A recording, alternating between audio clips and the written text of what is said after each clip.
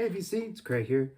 I'm here to do a contest entry for a new channel to me. His name's Rob, and his channel is Northern Revolutions. And it's a real simple contest. He just wants us to show 3 records or more, but he asked for 3 records, and that have been important to us or have a story within our our life, soundtrack of our life. And also he wants us to shout out a newer channel that has, hopefully has lower subscribers than you. But to be honest, I only have 222, so I've been stuck there for a while. So it was hard for me to find channels that I watch that have less than 222.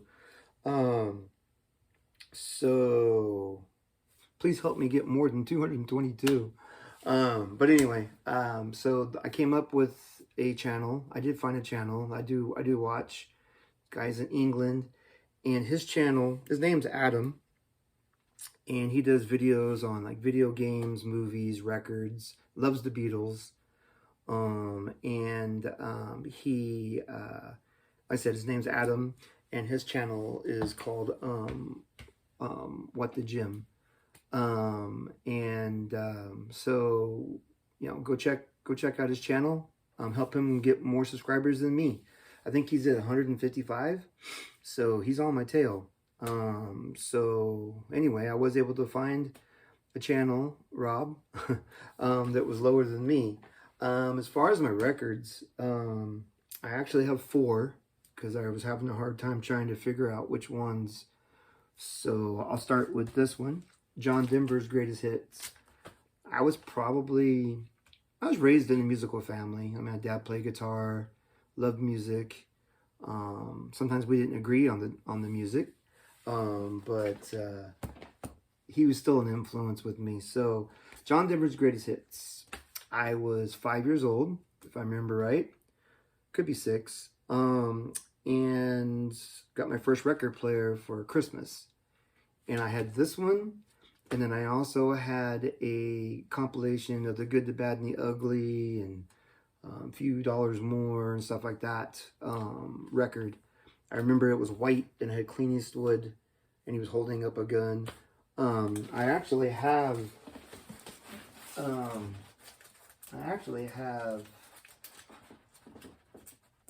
what is it called?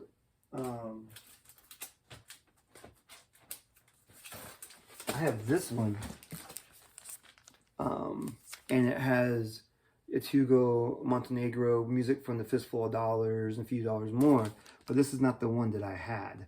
On the one I had, it had a different cover, and on the back it actually had black and whites of the movies. So anyway, I digress. John Denver's Greatest Hits. I had this one and that record and some other story records. Like I said, I was 6 years old. I just come to love this record, mostly because it was the only one I had at the time.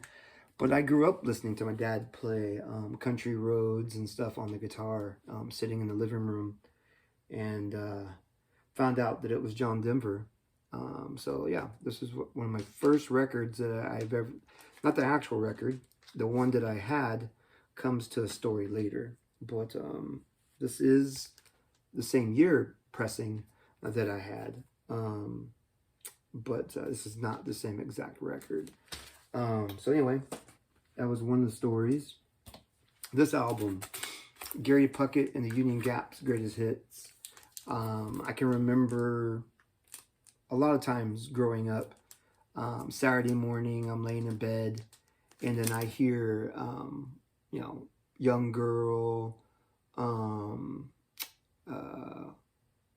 Woman, This Girl's a Woman Now,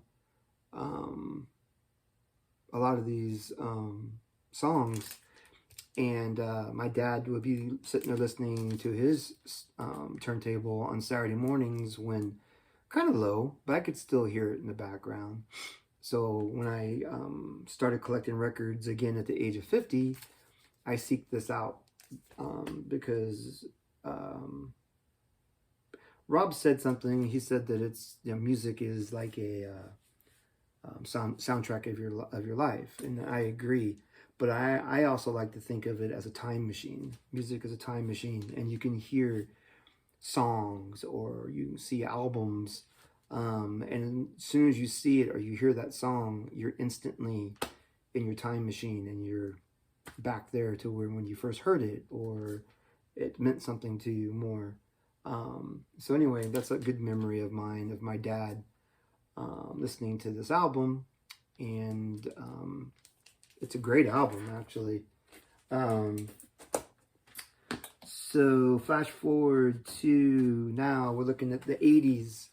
I was still listening to popular music on the radio and stuff like that. I wasn't like totally into rock. I didn't realize it at the time that I was going to be so much into rock.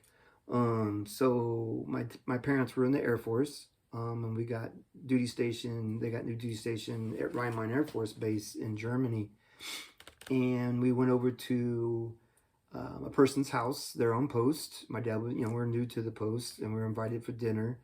And they had this family that we went over to had a son named Furman Pruitt. And I walked into his room, and his room was just covered with posters, and he was really into the rock music and stuff. And by the time I left that night, I had some homework. He gave me all kinds of records to go home and listen to, and thankful that he did that. One of the records that he let me borrow was Kiss Alive 2. And just seeing these pictures, I was just in awe. I was just like, what is this? I mean, the heaviest song I probably listened to was on the radio was at the time Pink Floyd The Wall had songs off that album that were playing on the radio, but I didn't really listen. I didn't really understand what rock music was. But man, I took this home, put this on my turntable, and I was hooked. This is like probably like one of the first actual rock albums that I listened to, and besides Pink Floyd The Wall. And yeah, this really got me into rock music. Talked about my dad before, you know, not agreeing with music. But one record that he had that I always stole, and finally he just gave it to me because he got tired of looking for it, or he just got tired of listening to it, one of the two, but was Meatloaf, Bat Out of Hell. I saw this record cover, because by then, I mean, I started getting more into rock music, but I was real surprised that my dad had this in his collection. And then I come to find out the only reason he has it is because I had that song, 2 out of 3 isn't, 2 out of 3 ain't bad. And that was really the only song he liked off this album. And I just couldn't believe it. I mean, this album, to me, is an amazing album. And I really enjoy this album. So, again, another memory from my dad. Stealing this from him all the time. And eventually, he gave me a copy. So now I said I had a story in regards to, you know, this album, and this album. So I was in Germany, and like I said, and I started having a huge collection. I mean, I had anything from Iron Maiden's First all the way through Seventh Son of a Seventh Son, AC/DC. You know, I can't even think of how many records I had of theirs. Like, you know, the 70s through, I think, Fly on the Wall or Flick of the Switch. I can't remember which one, where I stopped at that time. Other bands, you know, Black Sabbath, Kiss. I mean, I had all kinds of Kiss all the way up until Asylum, I think it was. So then we were moving from Germany, and my whole record collection, I probably had about 300 records. You know, Y&T, TNT, Halloween, picture disc, stuff I got in England. I mean, stuff that's hard to replace. So it, anyway, coming back to the States, the German movers decided they liked the records and my cassettes more than me. And my record collection, as well as my cassettes, did not make it back to the States. So I stopped collecting records because CDs came out sometime after I lost my record. So I started collecting those instead. But then fast forward, now when I was 50 years old, I came across a turntable used for like 20 bucks. And for whatever reason, I bought it. And then I just started collecting records again. So now I'm 53.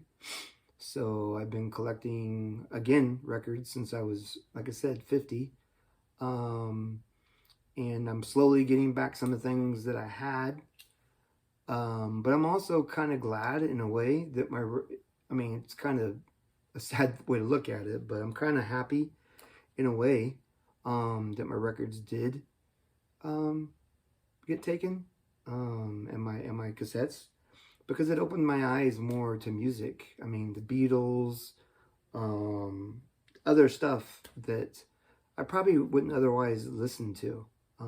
I was really closed-minded when it came to music as a heavy metal or rock as a teenager, and that was it. And then now looking back, there was, I mean, anything from Jackson Browne, Jim Croce, stuff like that, that I really missed out on. And I didn't really realize it until, like I said, as I got older. Chicago, I mean, the old Chicago, or the earlier Chicago, I guess you could say. So anyway, it's opened my eyes to music and opened my eyes more to life. I'm a Christian now, so it's opened my eyes to Christian music. I got quite a bit of Christian music on vinyl and CD. So, you know, like I said, even though I missed those albums, probably a lot of that stuff I still had, I wouldn't be listening to, because that's not where my heart is now, and it's not where I am. So anyway, Rob, I hope this video didn't bore you or anything like that, but you know, hopefully you got a taste of who I am. I look forward to your videos. I look forward to getting to know you more. Hopefully you'll sub to my channel and get to know me more. And 'cause that's what the vinyl community is supposed to be about. Getting to know people, making friends, and talking music. All right, we're now at 13 minutes, and this was a lot longer than I wanted it to be.